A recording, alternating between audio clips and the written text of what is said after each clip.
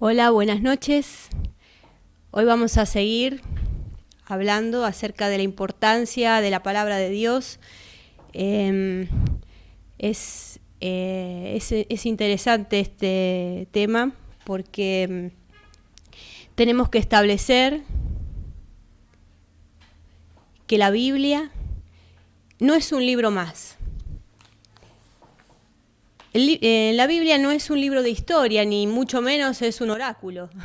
Así que no, porque viste, hay mucha gente que abre así y dice, a ver qué me toca para hoy, y no sé, por ahí le sale cualquier cosa, pero no es, la Biblia no se trata de estas cosas, sino que en sí lo que tenemos que establecer y dejar bien claros en nuestros corazones es que es la palabra de Dios, y es la palabra de Dios que está viva, es eficaz y que va a actuar en todos aquellos que la crean.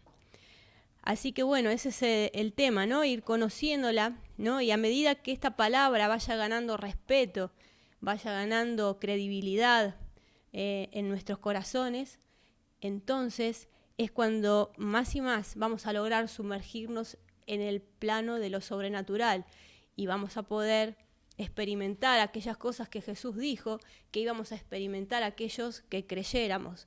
Por ejemplo, poner las manos sobre los enfermos y que sanaran. Por ejemplo, hablar en otras lenguas, dice, por ejemplo, dice que si comieren cosa mortífera no les hará daño. Bueno, son una serie de cosas que Jesús dijo que aquellos que creían iban a experimentar. También hay más cosas que podemos experimentar, por ejemplo, ser transformados, ¿no? ¿Cuántas personas necesitan ser transformados porque no están conformes con sus vidas? Bueno, también podemos ver nuestros amigos, parientes, vecinos o gente que sinceramente nos conmueva verlos enfermos, los podemos ver sanados. Podríamos resucitar muertos, la Biblia lo dice. También ha existido casos, tanto bíblicamente como después de la Biblia, de personas que han sido trasladadas de un lugar a otro para ayudar a alguien. Son muchas cosas y todas estas cosas suceden y seguirán sucediendo en las vidas de aquellos que puedan confiar en estas palabras vivas y eficaces que son la palabra de Dios. Bueno, el lunes pasado hablábamos acerca de que no podemos darle a la Biblia la interpretación que nos parece. Cada versículo difícil, ¿no? Debería interpretarse a la luz de otros versículos claros que hablen de los mismos temas. Eso a medida que vayan pasando estas enseñanzas lo vamos a ir viendo porque uso mucho esa forma, ¿no? También ayuda a conocer algunas cuestiones de la cultura de los judíos y de los tiempos bíblicos para ayudar en ciertos temas que por ahí nosotros no comprendemos porque son culturales. Pero existen y hay libros que ayudan a comprender estas cosas. Pero básicamente la Biblia se explica a sí misma dentro de ella misma. Así que bueno, la fe cristiana se basa en la Biblia, ¿no es cierto? Y para obtener los resultados es primordial comprender algunas cositas. Por ejemplo, uno, que la palabra de Dios es la esencia de Dios mismo. Es su palabra, es Él. Que la palabra de Dios es su voluntad. 3, que vivir una vida sobrenatural en Dios dependerá de la actitud que tengas hacia su palabra. 4, tenemos que comprender bien y entender cuál es su función. Entonces, como les decía en el punto 1, que la palabra de Dios es la esencia misma de Dios, esto es así porque su palabra es su expresión, ¿no es cierto? Cuando nosotros hablamos, expresamos, nuestras palabras son la expresión de nuestros pensamientos. Y nuestros pensamientos nacen en nuestro corazón, en lo más profundo de nuestro ser. Ahí se generan nuestros pensamientos y se expresan por medio de palabras. Así es con Dios. Y por eso acá está en la Biblia expresado su corazón, es la esencia de Dios mismo. Vamos a Hebreos 1:1 y 1:2, vamos a leer esos versículos. Como siempre les pido que si tienen una virome, un lápiz, un papel para anotar los versículos, mucho mejor, así los pueden ver después. Dice Hebreos 1:1, Dios, habiendo hablado muchas veces y de muchas maneras en otro tiempo a los padres por los profetas, en estos postreros días nos ha hablado por el Hijo, a quien constituyó heredero de todo y por quien asimismo hizo el universo. Así que nos está diciendo que en el Antiguo Testamento Dios habló por medio de profetas, ¿no es cierto? Pero ahora, últimamente, desde que Jesús vino a la tierra, nos habló por medio de Él. O sea que la expresión máxima ahora que nosotros tenemos de Dios, el que habló por Él, es Jesucristo. Y no es extraño esto, en una parte,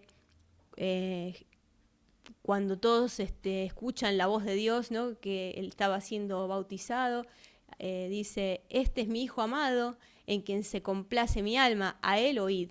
En este tiempo, Dios nos ha hablado por medio de Jesucristo. Esto es importante para no mezclar cosas y después ya lo vamos a ver. Así que en Juan 1:1 al 3 dice, en el principio era el Verbo, y el Verbo era con Dios, y el Verbo era Dios. Este era en el principio con Dios. Todas las cosas por Él fueron hechas, y sin Él nada de lo que ha sido hecho fue hecho. Si bajamos un poco más, en Juan 1:14, dice, y aquel Verbo fue hecho carne y habitó entre nosotros, y vimos su gloria, gloria como del unigénito del Padre, lleno de gracia y de verdad. Entonces, acá está hablando de Jesucristo, ¿no es cierto? Está hablando otra vez, dice, como decía en Hebreos, que todas las cosas fueron hechas por Él. Entonces, en un momento, Él vino y se hizo carne, pero le llama, lo que es interesante que le llama el Verbo. Dice, el Verbo se hizo carne, el Verbo. Y, bueno, si uno va al griego, la palabra verbo se traduce de la palabra logos. Y logos podría traducirse también como palabra.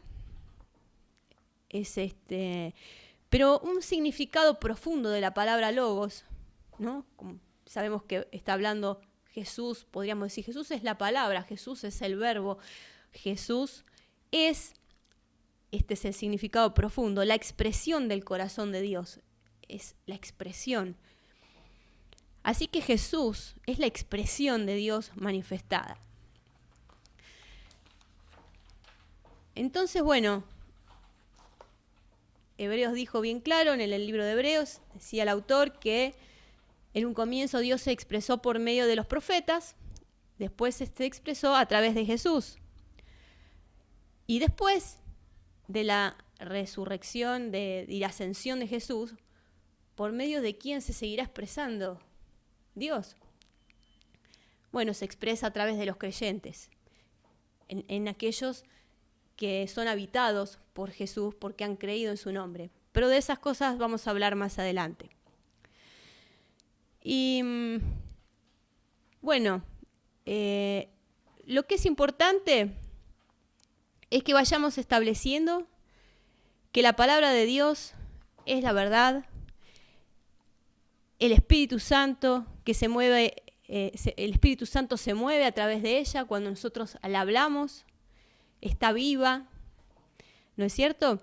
Y que por todas estas cualidades de lo que es y lo que produce, nosotros siempre debemos subir nuestros pensamientos, nuestras circunstancias a la palabra y nunca bajar la palabra hacia nuestros pensamientos y nuestras circunstancias.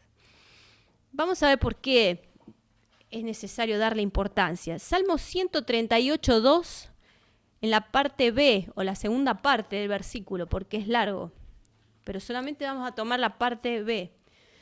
Dice: porque has engrandecido tu nombre y tu palabra sobre todas las cosas. Fíjate la importancia y el lugar que Dios le da a su palabra. Dice que la engrandeció sobre todas las cosas. Entonces, bueno, es como que si Él la engrandeció, debemos darle la importancia que Él le da. Y su palabra es eso, es su expresión, es su corazón, es su sabiduría y su amor. Está expresada ahí, es la esencia de Dios mismo. Así que bueno, esta palabra llega a ser tan importante, ¿no? para Dios, que cuando Pablo en el libro de Hechos está contando acerca de una vuelta que fueron a predicar en un lugar llamado Berea, y dice que la gente de Berea era más noble que la gente que estaba en Tesalónica, porque ellos revisaban cada día si los que le enseñaban estaba bien, correcto así con la Biblia, si estaba correcto con las Escrituras. Cada día ellos verificaban lo que Pablo y los apóstoles, mirá quiénes eran los maestros de ellos, Pablo y los apóstoles, pero los de Berea eran nobles. Ellos verificaban que fuera verdad las cosas que se les enseñaba. Por ahí esto, por ahí hoy podría causar disgusto, ¿no? A algunos predicadores que uno verifique lo que ellos enseñan.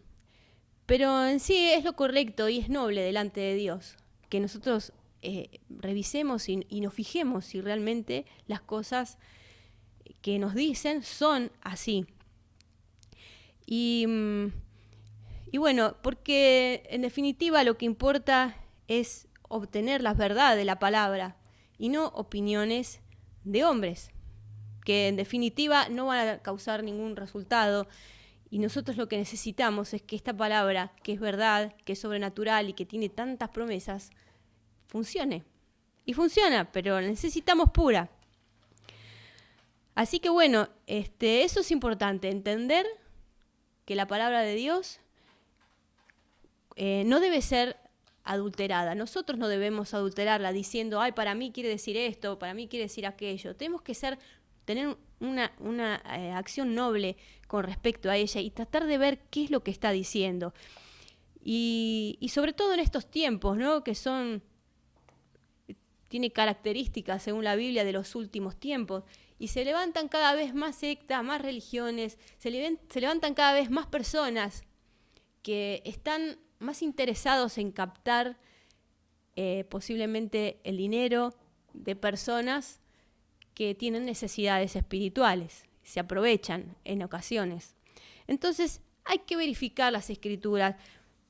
En el buen sentido, hay que ser crítico de los que escuchamos. Yo por eso digo, agarren lápiz, papel, anoten los versículos que vamos nombrando y después vean en la Biblia si los que yo les digo encajan con los versículos que están antes y que están después de los versículos que leo.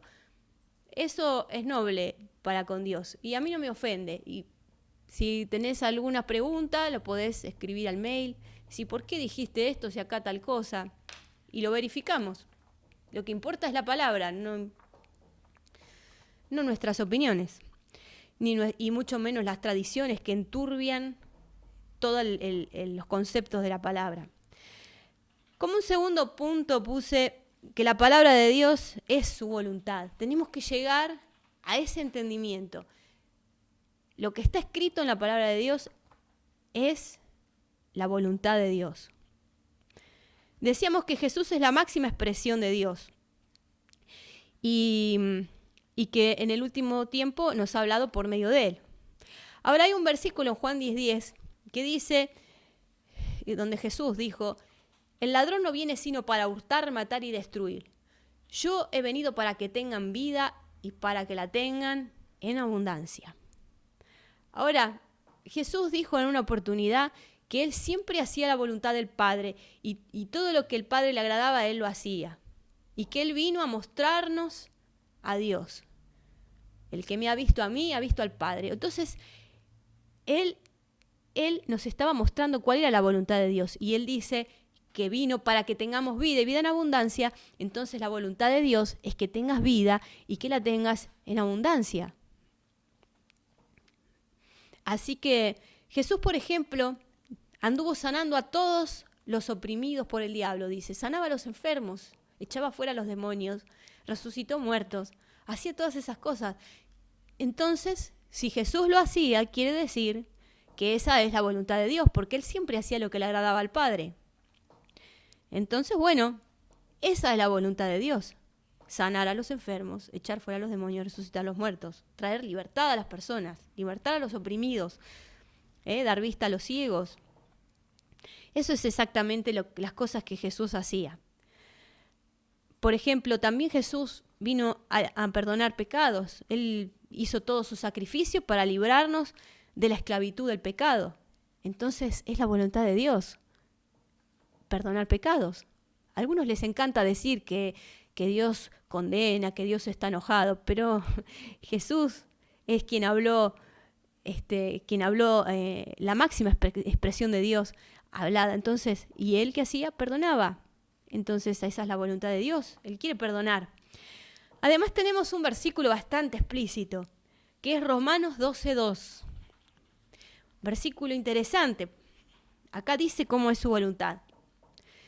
Dice, no os conforméis a este siglo, o a este mundo, podría traducirse, sino transformaos por medio de la renovación de vuestro entendimiento, para que comprobéis cuál sea la buena voluntad de Dios, agradable y perfecta. Y yo la verdad que quiero resaltar sobre todo la palabra agradable, porque dice que su voluntad es buena y es agradable, o sea que Él quiere cosas buenas, cosas lindas, cosas que nos hagan sentir bien, que sean agradables a nosotros. Y es perfecta. Entonces, bueno, yo resalto esta palabra agradable porque hay muchas personas que han adjudicado a Dios los terremotos, las enfermedades, no sé, cuánta cosa horrible sucede, lo adjudican a una permisión de Dios. Y esas cosas no son agradables. Entonces, estamos en un error cuando piensan esas cosas, están en un error. Porque la voluntad de Dios es buena, agradable y perfecta. Y si suceden esas cosas, lo hemos visto la clase pasada, vimos algo sobre este tema, la caída del hombre, ¿no? Donde el diablo tomó dominio sobre la creación, acá sobre la tierra, y entonces suceden determinadas cosas que no son la voluntad de Dios, como tampoco era la voluntad de Dios que Satanás estuviera andando acá dando vueltas, sino que fue porque el hombre cayó. Entonces, eso es algo que nosotros tenemos que aprender a diferenciar. Si queremos ser gente de fe, gente que realmente cree y que ve milagros y maravillas de Dios, hay que diferenciar a Dios del diablo.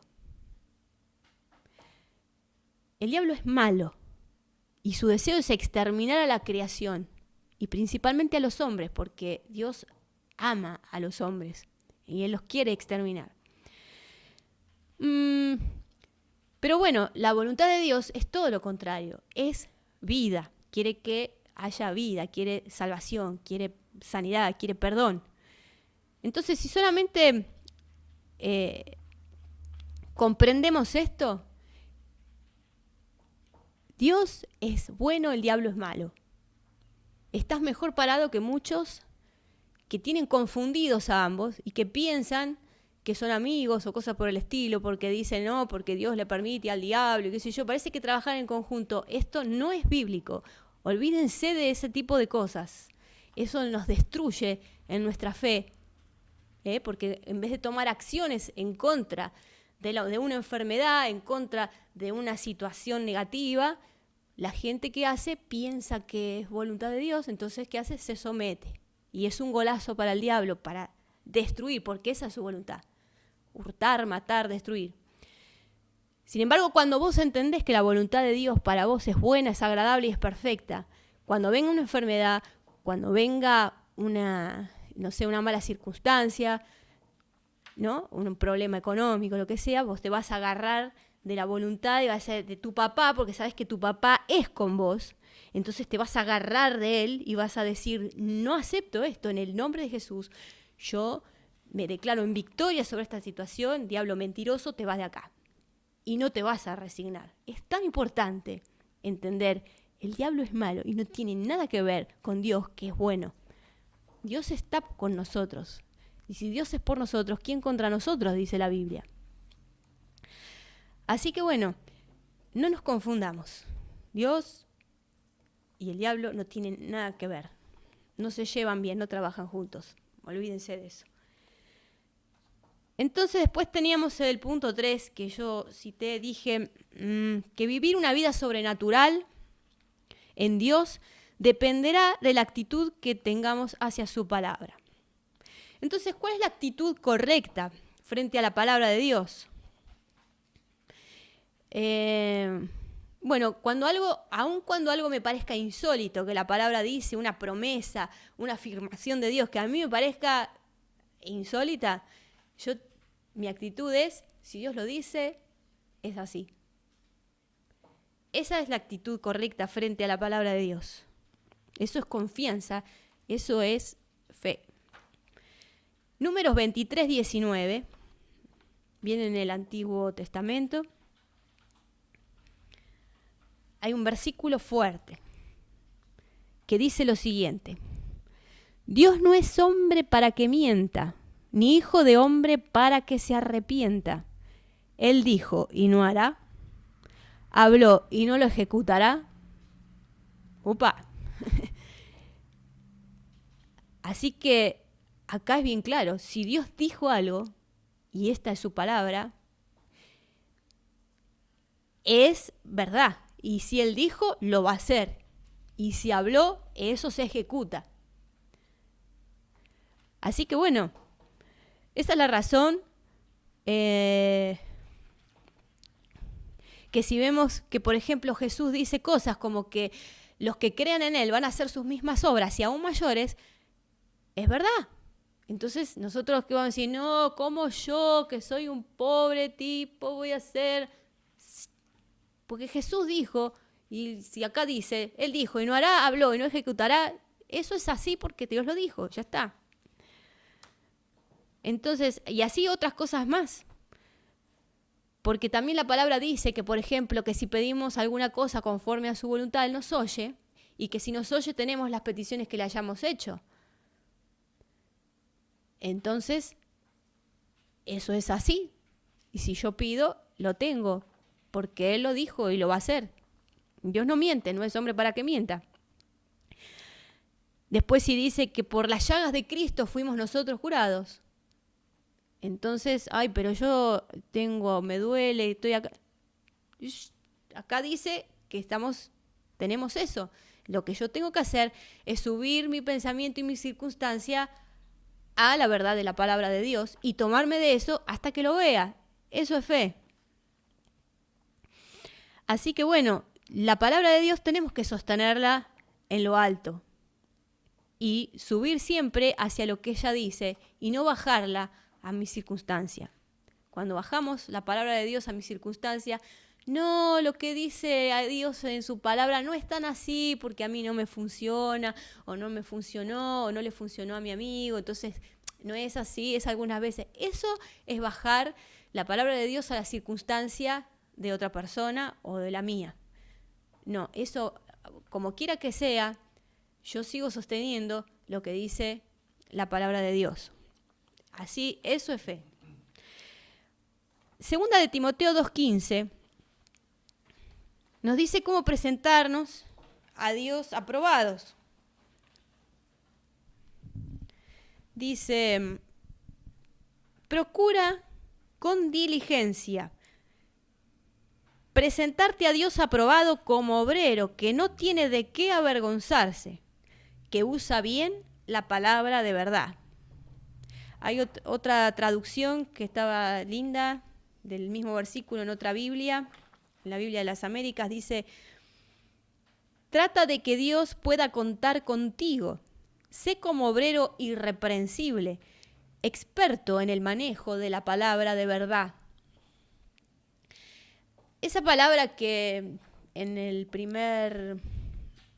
la primera versión que presenté dice, procura cuando decida presentarse a Dios aprobado como obrero, que no tiene de qué avergonzarse porque usa bien la palabra de verdad, que usa bien la palabra de verdad.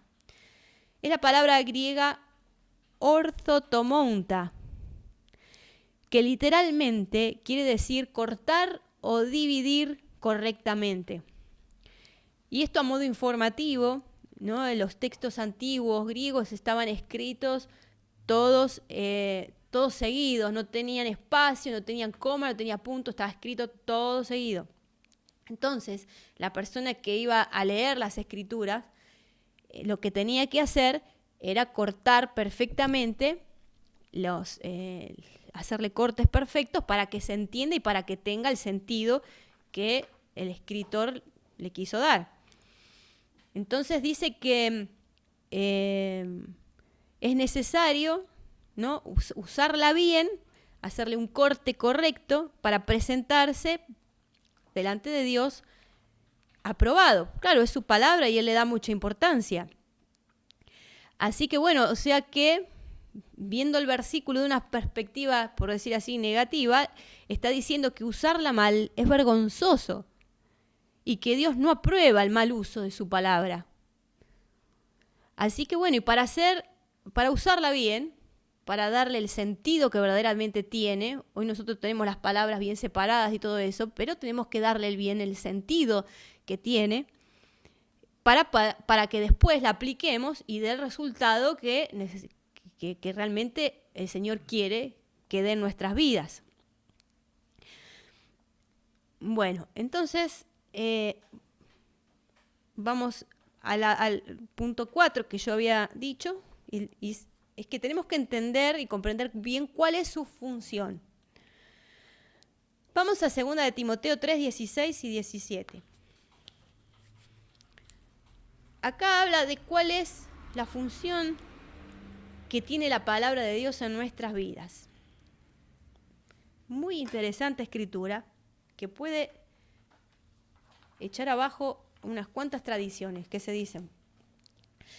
Dice 2 de Timoteo 3:16, dice, toda la escritura es inspirada por Dios y útil para enseñar, para redarguir, para corregir, para instruir en justicia, a fin de que el hombre de Dios sea perfecto, enteramente preparado para toda buena obra. Así que esto es muy interesante para tener en cuenta. Vamos a prestar atención, ¿no? Porque acá dice toda escritura es inspirada por Dios, ¿no? ¿Se acuerdan que la vez pasada nosotros leímos 2 de Pedro 1:21 que decía que la escritura fue inspirada por Dios, ¿no? Y a hombres que escribieron siendo inspirados por Él, ¿no? Y hablaron por el Espíritu Santo. O sea que el autor es Dios. Bueno, acá dice algo parecido, ¿no? Algo similar. Lo vuelve a remarcar porque dice que la palabra es inspirada por Dios. Y también dice que lo que Dios pretende hacer con ella, porque quiere que por medio de ella nosotros seamos enseñados, seamos corregidos. Hay muchas cosas que nosotros tenemos que ir corrigiendo. A lo largo de la vida vamos a tener que corregir un montón de cosas. Nadie debe ser orgulloso con respecto a eso. Si nosotros queremos ver transformaciones grandes en nuestras vidas. Entonces, quiere que seamos enseñados por ella, corregidos por ella, redarguidos por ella, instruidos en justicia por medio de ella. Así que también dice cuál es el fin. Acá estos versículos también nos dice cuál es el fin de que nosotros seamos enseñados, corregidos, instruidos. Es que el hombre de Dios sea perfecto y que esté enteramente preparado para hacer aquellas obras que Dios preparó para que nosotros caminemos en ellas. Y muchas de estas obras, hay buenas obras, por supuesto, que las buenas obras tenemos que llevar, darle de comer al que necesite, regalar ropa, no sé, hay tantas cosas que podemos hacer, ¿no? Dar dinero, no sé, a todos los que podamos ayudar, está bien. Pero eso también, ojo, que esas otras cosas también las pueden hacer los filántropos, no sé, personas que hacen caridad y no son cristianos también pues, hacen estas cosas. Pero hay otras obras que tal vez sean, que sean privativas de nosotros, y estas son las obras sobrenaturales de Dios, ¿no? Las obras que hacía Jesucristo: sanar enfermos, echar fuera demonios, resucitar muertos, multiplicar los panes y los peces, tener autoridad sobre las tormentas. No sé, son las obras que hacía Jesús y que nosotros también podemos hacer. Entonces, pero también acá es interesante, ¿no? Que muchas personas dicen que Dios manda las enfermedades o que las permite para que aprendamos alguna lección. Y esto no es lo que estos versículos dicen, porque acá Dios dice bien claro que Él usa su palabra. La palabra de Dios es útil para enseñar, para corregir, para redarguir, para instruir en justicia. Él no necesita las obras del diablo para enseñarnos cosas. Él tiene su palabra, la cual es viva, es eficaz, es cortante como toda espada de dos filos y nos discierne. Esa palabra es la que puede transformar nuestras vidas, corregir nuestras vidas, hacer algo nuevo de nosotros. No necesita mandar enfermedades. Si bien no te voy a negar que cualquier mala circunstancia, como también las buenas, nos dan experiencia, es verdad. Sí, adquirimos experiencia, aprendemos cosas, pero no es la manera en la que Dios te quiere enseñar. Lo que quiere enseñarte Dios es que cuando vos estés preparado para que cuando venga eso, lo puedas resistir y puedas vencer. Y puedas ayudar a vencer a otros también. Entonces, bueno, que quede claro, no es la metodología de Dios enviar cosas malas para enseñarnos. La metodología de Dios es enseñarnos por medio de su palabra, de sus ejemplos. Hay un montón de ejemplos de hombres que hicieron las cosas bien y que hicieron las cosas mal. Eso está, su palabra es maravillosa. Así que bueno, si nosotros queremos ver milagros, maravillas en nuestras vidas, nos vamos a tener que enfocar en la palabra de Dios. Y la palabra de Dios dice que ella misma es la que perfecciona a los creyentes. Y por eso nosotros la estamos investigando y estamos exponiendo estas cosas para poder hacer esas obras maravillosas de Dios. Y también hay un detalle más, que está en Efesios 4, 11 y 12, de la manera en que Dios nos enseña con su palabra. Porque Él puso ministros para que puedan ser ministradas sus palabras. Efesios 4, 11 y 12 dice: y Él mismo constituyó a unos apóstoles.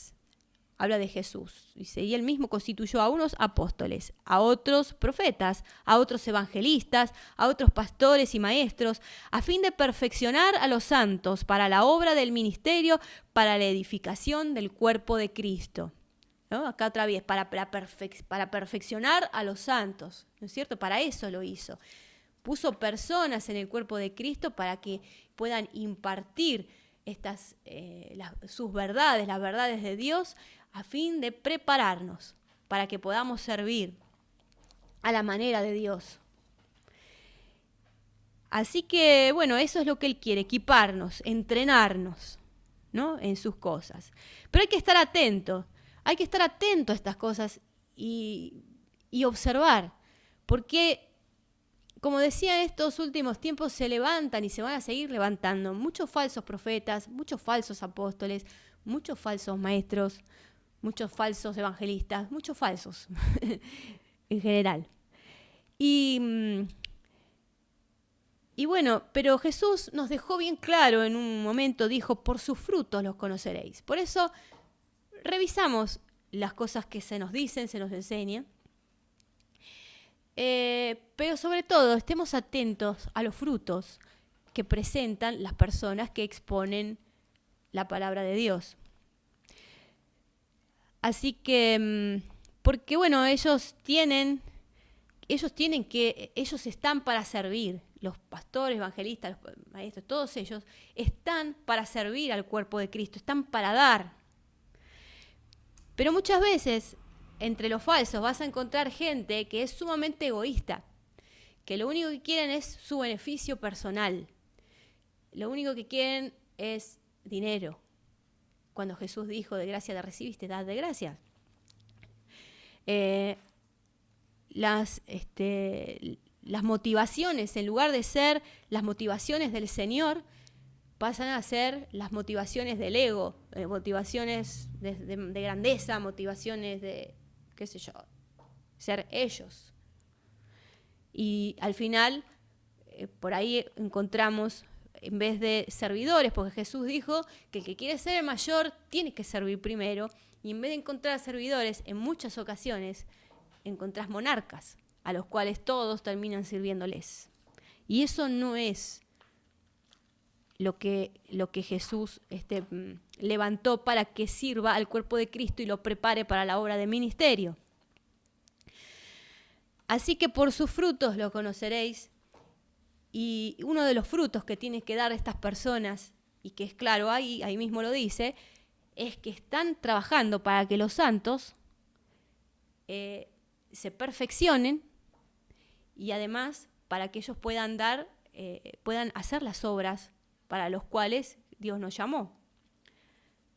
No para tenerlos sentados, mirando un teatro todo el tiempo. No tiene sentido eso. La gente hay que activarla para que ellos funcionen, para que vayan y sanen a los enfermos, para que ellos hagan las obras de Jesucristo, para que salven a los que están perdidos, los que se están yendo camino al infierno, ¿no? Bueno, hay que incentivar, hay que preparar, hay que motivar a la gente a los cristianos, para que ayuden a otros así como ellos fueron ayudados. Así que bueno, es interesante un versículo de Isaías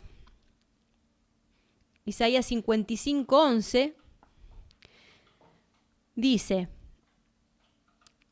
con respecto a la palabra de Dios, dice Dios, así será mi palabra que sale de mi boca, no volverá a mí vacía, sino que hará lo que yo quiero y será prosperada en aquello para que lo que la envíe.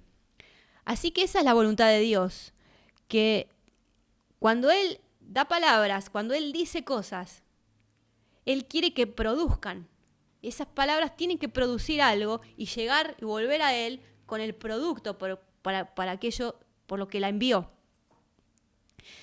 Y entonces, bueno, quien quiera hacer la voluntad de Dios siendo ministro, debe usar la palabra de Dios para instruir, para perfeccionar a los santos, porque Él dijo estas cosas justamente para eso. Eso es lo que se debe hacer. Y puedan así, ¿no? La gente pueda llevar así adelante los deseos de Dios. Que en definitiva, sin ir más lejos, eso es el Evangelio. Así que bueno, sanar personas, libertarlos, que tengan vida eterna. Así que bueno, hay algo interesante que también quería decir acerca de la palabra. Esto es extra los cuatro puntos. Esto es lo último que quería tratar para que veas la importancia que ella tiene y podamos establecer esto en nuestras mentes. Salmo 119, 89. Dice que la palabra de Dios está escrita en los cielos. A ver, dice, Salmo 119, 89. Para siempre, oh Jehová, permanece tu palabra en los cielos. Después hay otro salmo que dice algo similar. Dice el Salmo 19, 1. Dice, los cielos cuentan la gloria de Dios y el firmamento anuncia la obra de sus manos. La palabra de Dios está escrita en los cielos.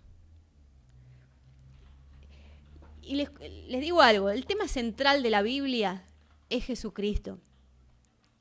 Y las profecías acerca de la venida de Jesús y de todo lo que Él iba a hacer y todo eso están diseminadas por toda la Biblia. Todos lados está hablando de la venida de Jesús. Y ahora estamos esperando la segunda venida de Jesús. Entonces, Eso es más o menos lo que se mueve. Y eso está escrito en los cielos también, porque la palabra de Dios está escrito, no sé, las constelaciones, las estrellas, todo eso está, la palabra está escrita ahí. Y por ahí hay un relato interesante, ¿no? que nos da a entender esto, que es cuando van los magos a visitar a Jesucristo, cuando él nace, ¿no? El niñito Jesús, como dicen. Y esto está en Mateo 2:1. A ver. Mateo 2:1 y 2. Vamos a leer. Dice: Cuando Jesús nació en Belén de Judea, en días del rey Herodes, vinieron del oriente a Jerusalén unos magos, diciendo: ¿Dónde está el rey de los judíos que ha nacido? Porque su estrella hemos visto en el oriente y venimos a adorarle. Acá, bueno, les aclaro, no dice reyes magos. Lo de los reyes magos es una tradición. Dice magos. Y esta palabra magos la traducen del griego magois. Y magois tiene varios significados. Magos podría ser uno, pero es medio difícil que acá la traducción correcta sea magos, porque Dios no estaba, en el Antiguo Testamento les daba con un caño a los adivinos y todo eso, no es algo que fuera la voluntad de Dios. Sin embargo, hay otra traducción para magois, que son científicos del Oriente o sabios, y es muy posible que se trate de eso. Algunos piensan que se trataba de algunos judíos que habían quedado en Babilonia y que se habían hecho sabios, por eso conocían sobre el nacimiento del Mesías, o que eran personas de Babilonia o de Persia que habían sido influidas por judíos que habitaron allí. Eso no lo sé, son suposiciones interesantes, no lo sé. Tampoco dice que fueran tres la palabra de Dios, sino que dice magois, o sea que han sido, seguramente fueron muchos, porque el desierto no lo cruzaban de a tres personas, lo cruzaban de a caravanas. Entonces no sabemos cuántos fueran los magois, posiblemente eran varios, muchos, con caballos, con cosas. Y bueno, les cuento así, puesto en modo informativo, la idea de que fueran tres reyes magos fue de un teólogo llamado Tertuliano, que dijo que podían ser tres. No, perdón, Tertuliano dijo que podían ser reyes, y Orígenes dijo que eran tres más tarde, porque él lo relacionaba con los presentes, que eran oro, incienso y mirra, entonces lo relacionó y dijo, deben ser tres, y quedó así. Tampoco tenían nombres, Melchor, Galpar y Baltasar, perdonen que les pinche globito, pero no, tampoco era así. Todo eso es una historia que surgió después. Bueno, eso es para sacar tradiciones, nada más. Así que ese es el tema. Bueno, entonces estos sabios o estos científicos de este momento eran astrónomos, se cree, se entiende, y que pudieron descifrar en las estrellas lo que estaba escrito acerca de la venida del Mesías. Pudieron identificar el tiempo, pudieron identificar la estrella que lo marcaba, y entonces fueron hacia allá. Y bueno, entonces yo a todo esto digo, la palabra de Dios está escrita en el cielo, o sea, ¿cómo se dice un backup? Se dice cuando en la computadora podés en resguardo datos. Bueno, entonces hay un backup en el cielo acerca de toda la palabra de Dios. Es re interesante. Pero a eso también me lleva a pensar, ¿no? Porque mucha gente dice, no, la Biblia no es el libro más antiguo, porque más antiguo es lo que dijo Confucio, por ejemplo. Pero ojo, porque la palabra de Dios está escrita en los cielos mucho antes de que haya nacido gente como Confucio, que estaba escrita antes. Lo que pasa es que, bueno, Moisés la empezó a poner en papel, en letras, un poco después, pero ya estaba. Así que, bueno, hay una todavía declaración más asombrosa acerca de la palabra de Dios, Y es que Jesús dijo en Lucas 21:33, dice, el cielo y la tierra pasarán, pero mis palabras no pasarán. O sea que, aunque el backup que hay en los cielos de la palabra en algún momento vaya a desaparecer, porque Apocalipsis habla de que va a desaparecer, aún así las palabras de Dios no van a desaparecer. Y hay un relato que ya para terminar voy a leer, donde una vez alguien intentó hacer desaparecer un rollo que contenía la palabra inspirada de Dios. Y esa fue algo que Jeremías había escrito, o había hecho escribir a su escriba Baruc, el profeta Jeremías, y al rey Joacim no le gustó. Me dijo, esta palabra de Dios no me gusta, y sacó un cortaplumas y agarró y ¡sac!, la partió, la rasgó el papel. Y después agarró y la echó en el fuego. Quiso hacerla desaparecer así. Ahora ya está, silenciamos esto, acá nadie dijo nada, no pasó nada. ¿Pero qué pasó? ¿Pudo hacer esto? ¿Fue posible? Vamos a Jeremías 36, 27 al 32. Les voy a leer ese pasaje de la Escritura. Es interesante. Dice, y vino palabra de Jehová a Jeremías, después que el rey quemó el rollo. Las palabras que Baruc había escrito de boca de Jeremías, diciendo, vuelve a tomar otro rollo. O sea que lo quemó, pero Dios agarra y le dice a Jeremías, volvé a tomar otro rollo y escribe en él todas las palabras primeras que estaban en el primer rollo que quemó Joacim, rey de Judá. Y dirás a Joacim, rey de Judá, así ha dicho Jehová, tú quemaste este rollo, diciendo, ¿por qué escribiste en él diciendo, de cierto vendrá el rey de... perdón, estoy leyendo mal. Dice, y dirás a Joacim, rey de Judá, así ha dicho Jehová, tú quemaste este rollo diciendo, ¿por qué escribiste en él diciendo, de cierto vendrá el rey de Babilonia y destruirá esta tierra y hará que no queden en ella ni hombres ni animales? Por tanto, así ha dicho Jehová acerca de Joacim, rey de Judá, no tendrás quien se siente sobre el trono de David, y el cuerpo será echado al calor del día y al hielo de la noche. Y castigaré su maldad en él y en su descendencia, en sus siervos traeré sobre ellos y sobre los moradores de Jerusalén y sobre los varones de Judá todo el mal que les he anunciado y no escucharon. Aclaro que esta gente estaba bajo la ley y esto fue una gran desobediencia de parte de Joacim. Nosotros hoy estamos bajo la gracia y es otro el trato de Dios, lo vamos a ver más adelante.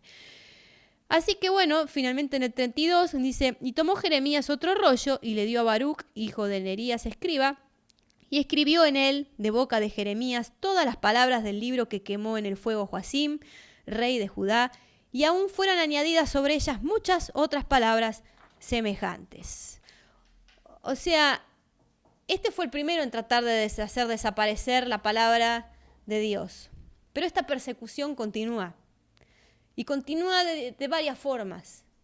Algunos tratan de hacerla desaparecer como él, tratan de quemar Biblias, de matar a los portadores, como en algunos países orientales sucede, que matan a los portadores de las Biblias y destruyen las Biblias.